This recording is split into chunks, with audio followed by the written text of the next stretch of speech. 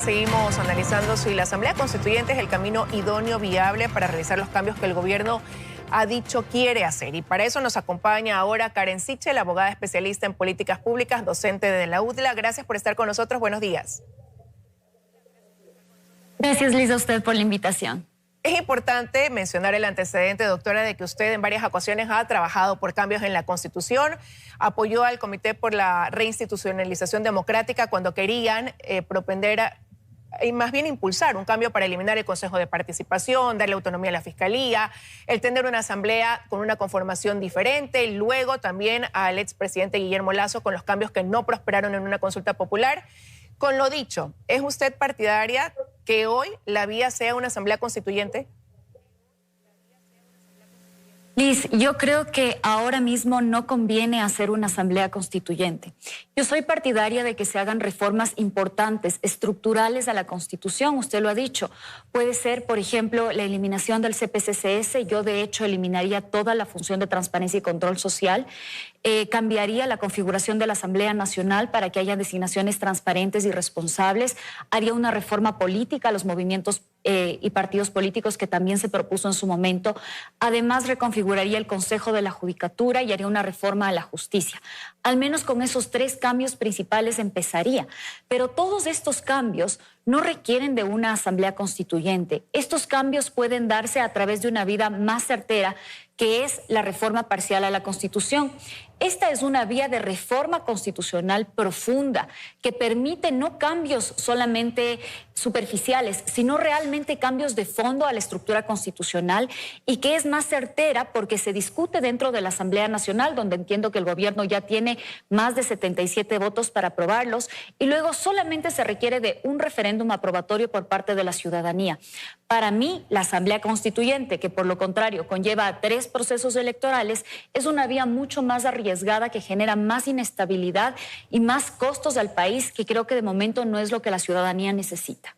Pero es por eso, por los costos que puede implicar, por el tiempo, porque también, por otro lado, muchos dicen, durante mucho tiempo se ha satanizado esa Constitución del 2008, calificándola como hiperpresidencialista, y este es el momento quizás de cambiar todos esos textos de una Constitución y pasar a una nueva. Más aún cuando el presidente pues ganó en la forma con la que lo hizo el 13 de abril. Sí, yo entiendo esa posición, pero creo que las reformas constitucionales tienen que darse no a lo loco, sino tiene que ser un análisis de vía, de estrategia del Ejecutivo. Y el Ejecutivo tiene al menos 3 vías para modificar la Constitución. La Constituyente simplemente es una de ellas, simplemente para que la ciudadanía comprenda más o menos el procedimiento. Primero se necesitaría hacer un escrito, enviar un escrito a la Corte Constitucional, en donde la Corte va a analizar si es que la Asamblea Constituyente es necesaria. Si bien es un análisis de baja intensidad, la Corte tiene que analizar si es que estos cambios que el presidente propondría, que todavía no sabemos cuáles son, realmente son vía la Asamblea Constituyente, es decir, no se puede hacer de otra manera. Luego, la Corte hace un segundo control respecto del cuestionario y finalmente recién nos convocan a una primera consulta popular. De aquí a unos, yo pensaría, si el CNE tiene 60 días, estaríamos hablando de aquí a unos 4 o 6 meses. Una vez que se gana esa consulta popular, luego se tiene que conformar la Asamblea Constituyente.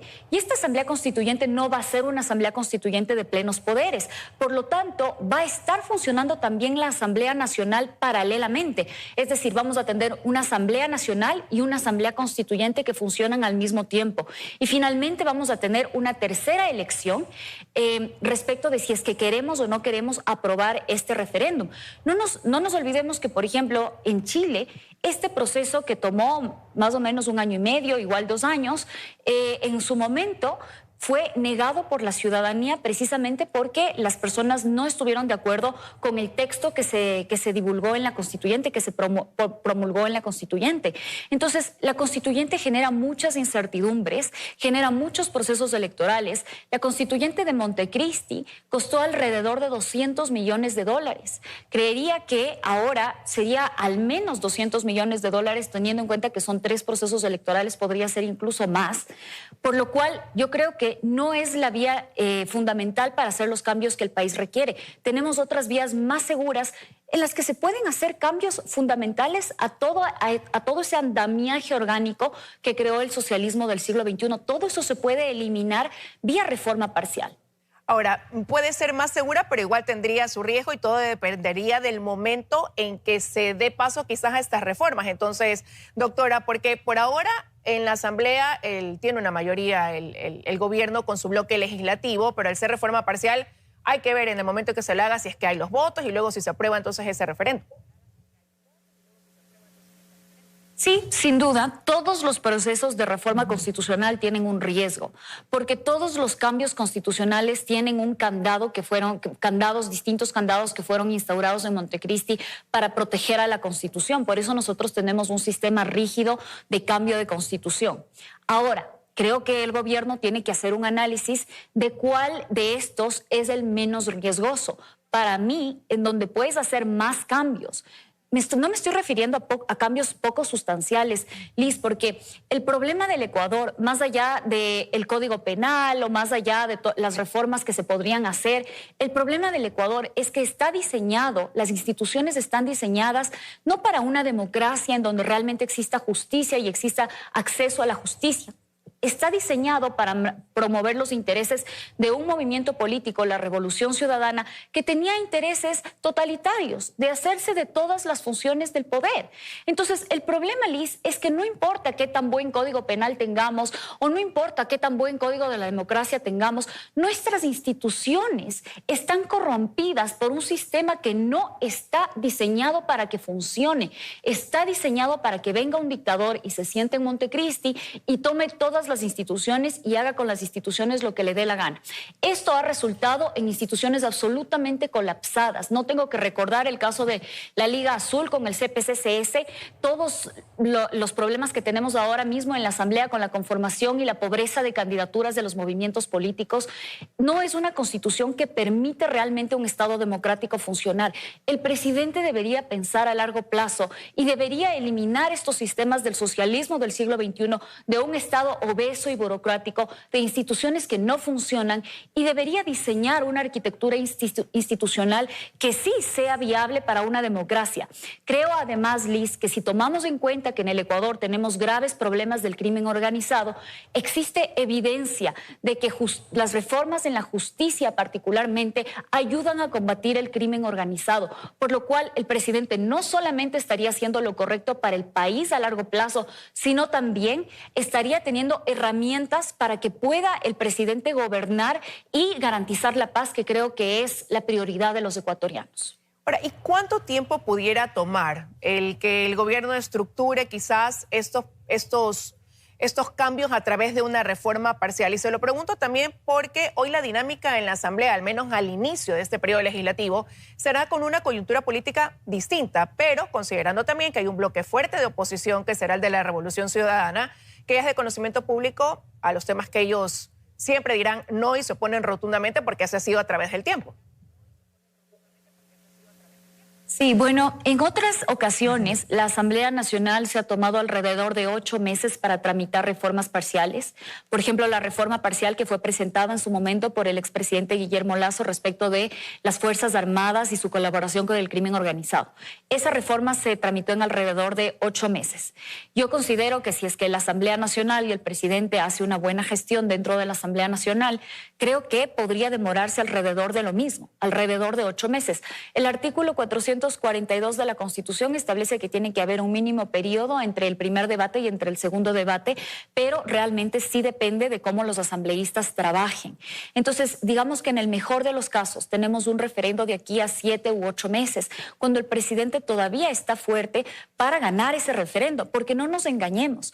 Los ecuatorianos aquí no votamos por el contenido de las preguntas, y eso es algo que lo vivimos en el 2023, cuando se perdió una consulta popular importante de la cual yo fui vocera, respecto de la extradición, respecto de la eliminación de las funciones del CPCCS y la reforma política. ¿Por qué? Lamentablemente porque las personas no votan por lo que se les pregunta, sino votan en función de la popularidad o la poca popularidad del presidente. Entonces, para mí es imperativo que el presidente envíe brevemente el proyecto de reforma parcial a la Corte Constitucional y posteriormente a la Asamblea Nacional para que se comience a tramitar y lo más pronto posible tengamos ese referéndum.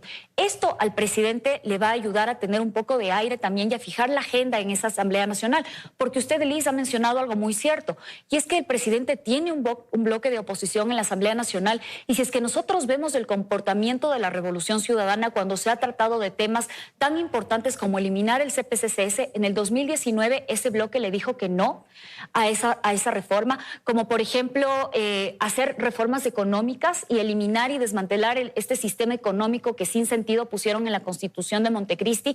Ese bloque ha dicho que no. Entonces, sin duda alguna, el presidente va a tener una oposición, pero de eso también se trata la democracia. Lo que es importante es que el presidente haga gestiones lo suficientemente transparentes y también lo suficientemente eficientes para que ese bloque deje de ser la piedra en el zapato de todos los gobernantes que se sientan en Carondelet, porque eso ha sido, desde que ellos han dejado la presidencia, desde que están en la Asamblea, ellos han sido quienes se han opuesto a todos los cambios estructurales e importantes que se ha querido debatir en el país. Entonces, es deber y es tarea del presidente. Yo creo que más bien con este apoyo popular que tiene, con el resultado de estas últimas elecciones, que él use esa ventaja política, no para llamar a 3 procesos electorales con la constituyente, sino más bien para gobernar dentro de la Asamblea Nacional, usar a la gente que ya está ahí, ahorrarle recursos al Estado, darle más certeza a los ecuatorianos que va a generar más empleo, pero a la par hacer los cambios importantes de esa Constitución.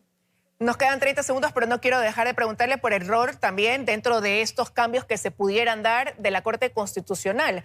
¿El gobierno puede confiar en que por las últimas actuaciones, al menos, esta Corte vaya en consonancia con esos cambios que puede demandar el Ejecutivo? Creo que la Corte Constitucional va a actuar en función, o debería actuar en función de la jurisprudencia que ha emitido. Y la Corte Constitucional ha dado varias jurisprudencias, ha emitido varias sentencias, por ejemplo, la 719 RC, en donde ha sido bastante laxa respecto de lo que se puede hacer vía reforma parcial. Eliminar funciones del Estado. La función de transparencia y control social se puede hacer vía reforma parcial.